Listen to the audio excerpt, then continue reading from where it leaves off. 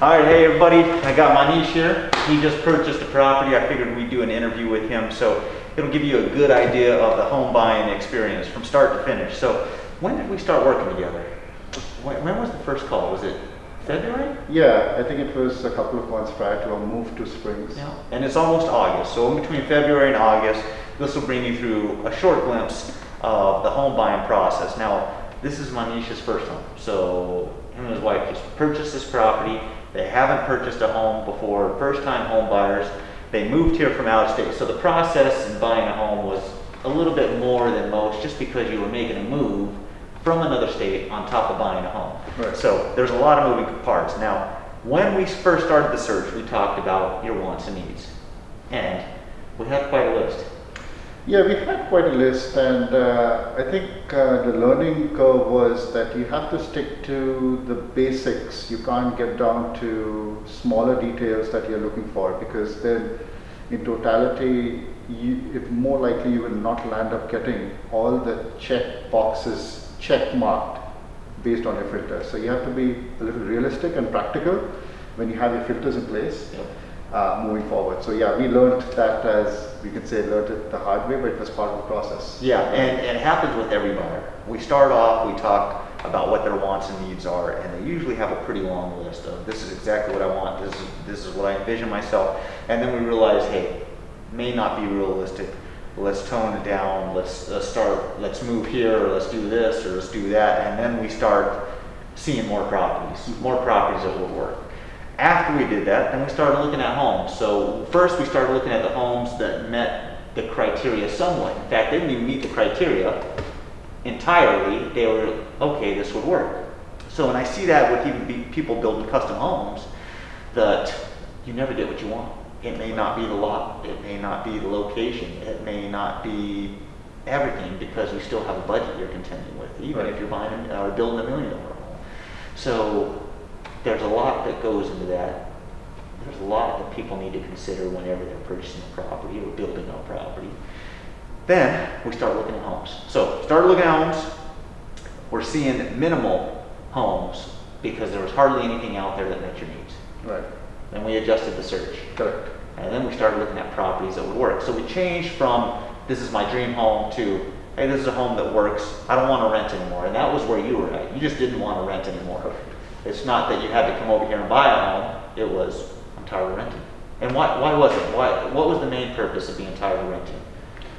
Well, I think part of the reason was Springs is a little different from where we were moving, which was Michigan. Renting turns out to be a lot more expensive, considering specifically renting.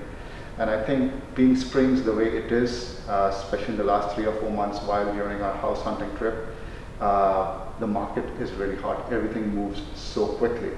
So we saw it because firsthand, because we were seeing that we were doing a home search while we were in Colorado Springs during the pandemic when the lockdown had happened. And even then, things were not easy. It wasn't that you had homes out there that you could walk in and then think about and then make an offer. Might have been a little different, but in general, in totality, it is a very fast moving housing market in Springs. Was that surprising to you? Yes, it was very, especially given the pandemic. We were under the impression that things might be in our favor in terms of the market slowing down. Yeah. And you even had some friends that say, market's going to slow down. Yes. Just hold on. Yes. But it really didn't quite happen that way. But yeah, finally got through that phase as well. So we got through that. We actually found one right after the shutdown. Was it right after or before? During the shutdown. Okay, it was during the shutdown. So we found a property, we went after it, and we were able to negotiate a little bit with them. Correct. All right. Then, when we started negotiating with them, we got under contract. It was something that we decided, hey, it's not the right property for us. I don't remember what the situation was, but it just wasn't the right property. Yeah, and I think I'd probably just add at this point is that when you have a long list of filters that actually entails your dream home, and then you realize that it's very difficult to hit all those filters, and then you adjust your filters to being more practical in your outlook towards the home finding approach. I would suggest, this is just coming from someone who's learned it, as soon as you go into a home based on your revised filters, observe your body language, you would feel whether that home is for you or not. Absolutely. And that's exactly what he touched upon. We went on a contract to a townhome, but something didn't feel right. I'm like, no, this is not the home we can find ourselves living in. So Yeah. that again was part of the learning curve. Yeah, and I always tell buyers, when you walk in, you feel it. You know if this is the home for you. And you just know if you're gonna place an offer or not. We're not saying you're gonna get the home, Right. but we know that, hey, this is right, this feels good, it makes sense, let's move forward. I don't know how to explain it, but there is just a certain feeling that everybody has when they walk into a property. It's like, this is it, Right. and we'll go after it. Yeah. So, we did a total of 3 offers, right? Correct. First offer, we were able to negotiate, got a little bit off the contract price, and that was during the shutdown. Correct. Second offer, we come out of the shutdown. Now things are different. I mean, within a period of what, a couple weeks, 3 Correct. weeks, 2-3 weeks, the market skyrocketed. It went back up. Everybody's back shopping. So we even changed. We went from financed to cash. Correct. And Manish was under the impression, hey, listen, I'm paying cash. We're going to be able to negotiate a little bit more. Correct. And I told him, come in with your highest and best offer because we're going to get 1 shot. It's very rare that we get 2 shots. Correct. So we went in there, we made an offer. What did we offer? 10,000 less? We offered 15. We started at 15. Then we adjusted. We had some conversations, and then we adjusted it to $10,000. And go figure. I think we had a deadline of like 3 o'clock. Correct. And all of a sudden, another offer comes in at 2 o'clock, and you got to be thinking, really? They're probably saying a story to get our offer up. Right. An hour before the deadline. And they call and say, hey, listen, we got another offer, and it's better than yours, but we like yours because it's cash. So are you willing to do anything? We didn't do it. So at that point in time, we lost it. And that, unfortunately, when we lose the property, that's when we really realize that, yes, it was real. And they took a financed offer over our cash offer because they were willing to wait for a little bit more money. And I haven't looked at the property. I'm assuming it's sold. I haven't looked back. Have you looked at it? No, I haven't. Okay. And again, that gives you a very good feel of the market. So how it landed up teaching us was that during the lockdown, we are still in a pandemic, during the lockdown, complete lockdown, there is fear amongst people, whether it's a buyer or a seller.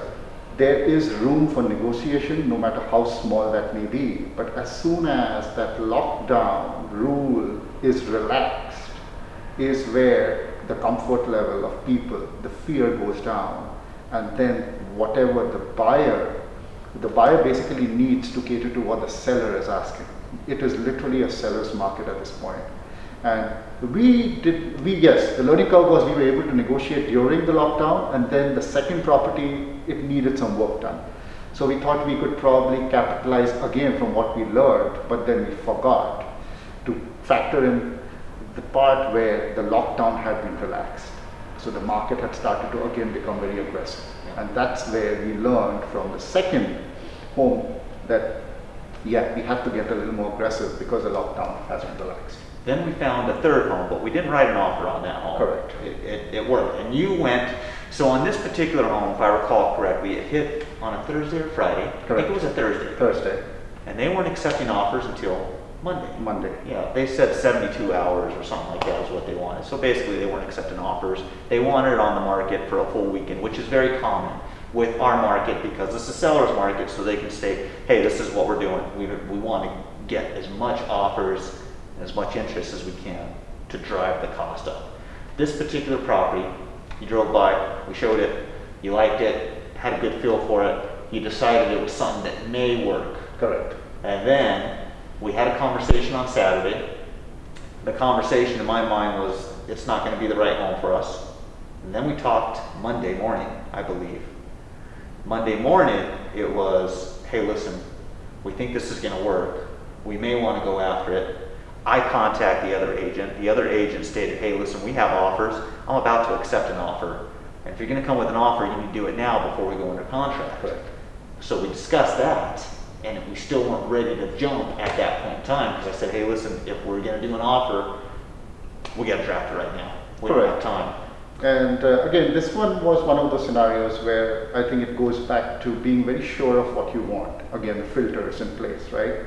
So this one was a single family home. So it took me some time to mentally adjust my filters to going from a townhome to a single family home.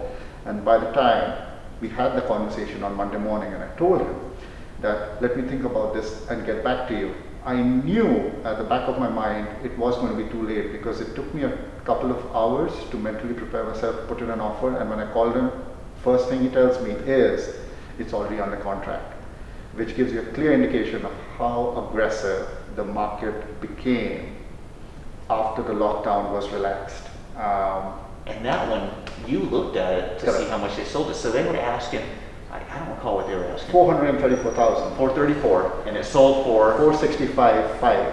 There you go. So that tells you they have multiple offers. The price was driven up. We see it quite often. That was the most expensive sell in the area, but I would argue that that was probably one of the better lots in the area because the view was great. So for $465,000, it still wasn't a bad purchase. It's just that we're pushing up the pricing. Correct. And that one did sell. Then we go to our third offer, which we did get. Now, we walked in here, now you've had a lot of education. Correct. Now we've had months of looking at the market. We've had experience, we've been showing. And you know, a lot of stuff that we looked at is junk. Correct. I mean, even in the $500,000 range, do you Right. agree? Correct. And it's crazy. So, you know, people always have a feeling like they gotta go up in value. It may not necessarily be that you gotta go up in value, you just gotta find the right home. Correct. I mean, we're looking at $400,000, $500,000, $600,000 homes that are not well taken care of, you know, but they're still going under contract. Right. So we have some education. We find the one that we're in now, and we go after it. Day one on the market, day zero. Correct. Day zero on the market. So just hit the market. We see it. We're looking at another one. Didn't show so well. I'm even getting frustrated on the last one that we saw. I mean, you know, $400,000 and you need to go in there and do a complete rehab, paint, carpet, everything. Then we come in here to this one and it looks great. You walk in, it's like, wow, this is a nice home. It's well kept. You can feel it when you come in. We go after that and there was no thinking. Correct. We showed it and I think I had the offer to you within an hour. Correct. And important thing was when we took a quick glance, both my wife and I were here at the same time. First of all, how does your body language feel to you? I felt that I could live here. And second glance was at my wife, and the first thing she says is, she can live here. She likes it. These are two sentences. There was eye contact, these two sentences, and then we looked at Mark. And the rest was the contract was created. Yeah, so put in the offer. we were under contract that same night, right? Correct. Right, so I think we showed it, what, about 4 o'clock? Yeah, 4 o'clock, and if I remember correctly, 8, 9 o'clock, 9 o'clock. we're under contract. I mean, that's just how fast it moves. There's no time for thinking. It's, hey, we want it, we got to go after it. We got one basically at this point it's acceptable. Correct. It's not everything you wanted. This is not your dream home. Right. It's a stepping stone though. Correct. But if you decide to move in the future, now you have a home that's building equity. Correct. If you were renting a place, all right, you can terminate the lease or you wait until the lease is done and then you move. But you have no chance of getting your money back. And that's what I always tell people. You can rent and you can leave because you have the flexibility of just getting out of the lease. But when you sell or when you go and leave, you get none of your money back. This case, at least we have a fighting chance. I don't know if we'll get our money back. The way the market is moving, we will get our money back. Sure. But if anybody tells you they know what the market's doing, they're telling you a story because we don't know. And the market keep on going up. It can go lateral, it can go down. I mean, we just don't know. But at least you have a fighting chance. So we decide to sell this home in 1, 2, 3 years, whatever the case is, we can turn around, we can put it on the market. We have a chance of getting some of our money back that we put into the mortgage, or maybe even making a profit. In this market, I've had people put their home on the market after a year because they had a life change, and they ended up making money. So, you know, pretty significant money too. Yeah, and this part of the conversation was very important because during this phase of home buying, there was a phase where we decided that probably buying is not for us. We rented all our life and probably it is not the right time. But then this logic specific to Springs made total sense, and that's where we shut down all thinking about renting and went ahead with our first home. Yeah, absolutely. I thought this interview would be so important because this is not coming from a realtor. This is coming from a real person, someone who's experienced the market, someone who is a first-time home buyer who, you know, has learned so much. I mean, Manish is one of the clients that, I mean, he was calling the title company, he was calling the county, he was doing record search, he was very in-depth, in tune with the process, and I'm sure that it was an educational experience as well. Sure, absolutely. And I'm hoping it was a good one, you know, Really something good. that you'll take with you for the rest of your life. But, And I have to say this for sure, that since the market is so aggressive, as you've heard us say this multiple times, you need to have an agent, a realtor, who is there for you.